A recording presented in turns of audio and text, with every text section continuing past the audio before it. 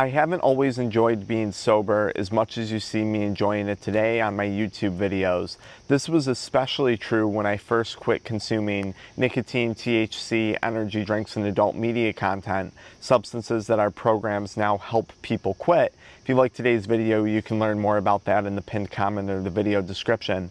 But when I first quit those things, I did not enjoy being sober, and if you can say such a thing, I certainly wasn't very good at the practice of sobriety. I certainly wasn't very skilled when it came to sobriety and not using drugs. And this actually makes a lot of sense looking back on it in retrospect, because something that I've done over the years is I've put a lot of practice into my sobriety. And what does practice require? Practice requires discipline, something that we're going to talk about a little bit more later on. That's why I say I practice the discipline of sobriety now when I'm talking to people. But let me explain. When you first started drinking alcohol, maybe if you were anything like me, you were a teenager. And drinking alcohol around my parents, I was hiding it from them. It took practice to pretend to not be drunk in front of them. It took practice to pretend to not be buzzed in front of them. Or maybe we can relate this to cannabis or nicotine, right? It takes practice to consume that substance and hide it from other individuals in our life. The first time I was high in public smoking weed was at a restaurant.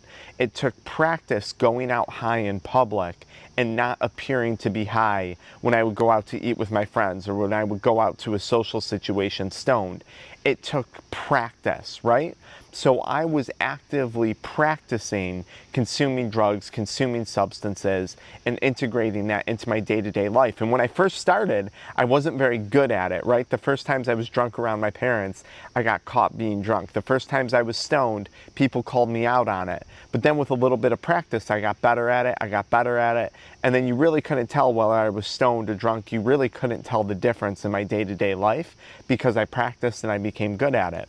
Well, sobriety was really no different for me. When I first quit consuming substances, there was numerous issues. One, I was going through withdrawals, so I was really just a sweaty, irritable, unmotivated, kind of depressed mess day to day when I first quit substances. And because I felt that way, I didn't particularly enjoy the beginnings of my sobriety journey. In fact, in the beginning, consuming drugs seemed much more preferable to the pursuit of sobriety and not consuming drugs. To start, I didn't like sobriety. I didn't like the way I felt. And then I didn't like other aspects of my life going on. I wasn't thrilled about my finances. I wasn't particularly in good shape. My self-care routines had slipped up a bit. I didn't like anything at sobriety. I wasn't very good at it.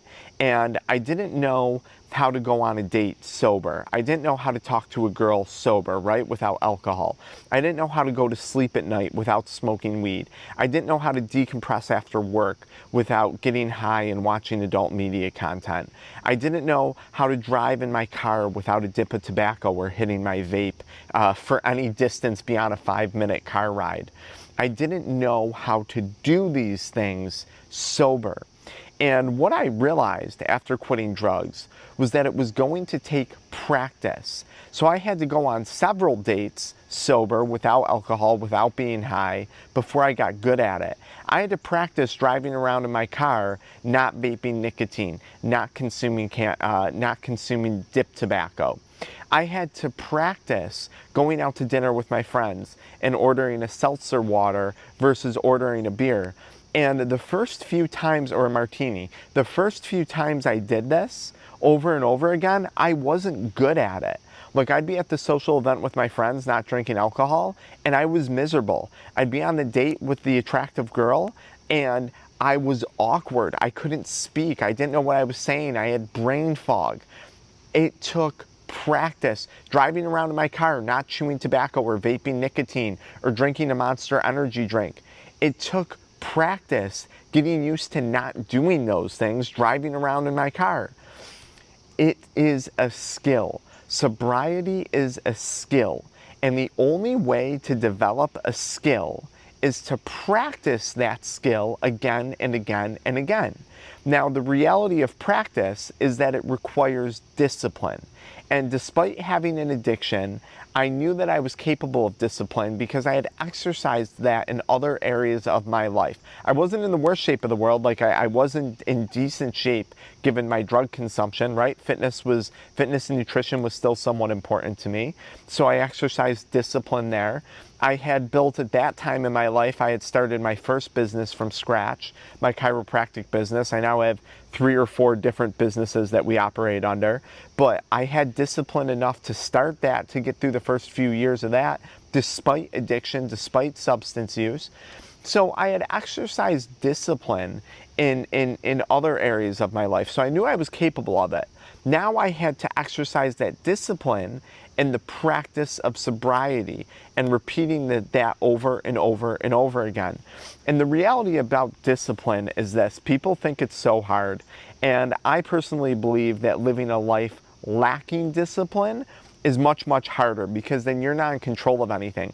If you're not disciplined enough to eat healthy food and exercise, your life is going to be controlled by disease. If you're not disciplined enough to control your finances, your life is going to be controlled by constant bills that you're always behind on, and credit card fees and things like that. If you're not disciplined with how you spend your time, chances are you're never going to have the time to do the things that you actually want to be doing. You're never going to have any free time, because your time is always going to be run by some other obligation, some procrastination, something else.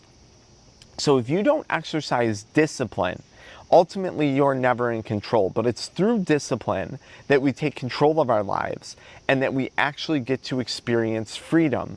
If you're not disciplined enough to say no to the nicotine, the THC, the adult media content, the online gambling, that drink of alcohol, your life is always going to be consumed by substance use, by addiction. And listen, I'm not saying that you can't stop for a while and go back to moderation. I'm not saying that. That's not something that I've personally chose to do.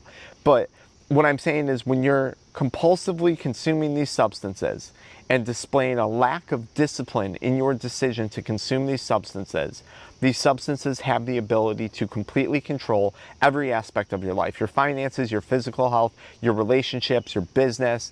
They have the ability to completely destroy and dismember a person. But when you exercise discipline, you have the ability to practice something. And if you choose to exercise discipline and apply it to the practice of sobriety, eventually you can get really good at this. And not only can you get really good at it, but it becomes easy. And when it becomes easy and you become good at it, you can actually start to enjoy it. Believe it or not, people come on my channel and they're like, oh, I can't believe you won't have a smoke. I can't believe you just won't let loose and have a drink. Believe it or not, it might be hard to comprehend watching this right now, and it was once hard for me to comprehend.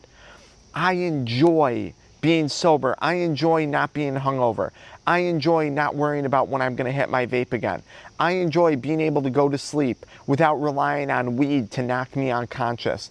I enjoy being able to face stressful situations without needing a substance to get me through. I enjoy having fun with my family, with my kids, without relying on a substance to make that experience fun, to enhance that experience. Believe it or not, I actually have a lot of fun being sober and pursuing the things in life that I actually want to pursue. Unlike my pursuit of drug addiction, which was something that I didn't even care to be doing anymore. So if you're watching today's video, there's a chance that you're struggling with discipline. There's a chance that you might be struggling with the practice of sobriety. And there's a few next steps that you can take to help. Step number 1, which is the easiest, is you just follow me into the next video. Step number 2, which requires a little more discipline, is going to the pinned comment or the video description links and downloading some of our free PDFs and guides on how to quit smoking weed, how to quit vaping, how to quit doing those things. Step number 3 is checking out our supplements. If withdrawals are what's holding you back, we make a chewing gum supplement. Kick It Crave Less Chewing Gum. It's really to help with those cravings when it comes to nicotine, cannabis, alcohol, any of those substances. We're the only people in the world to make this. You can learn more on the website. It's found in the pinned comment below. You can do that, taking the next step.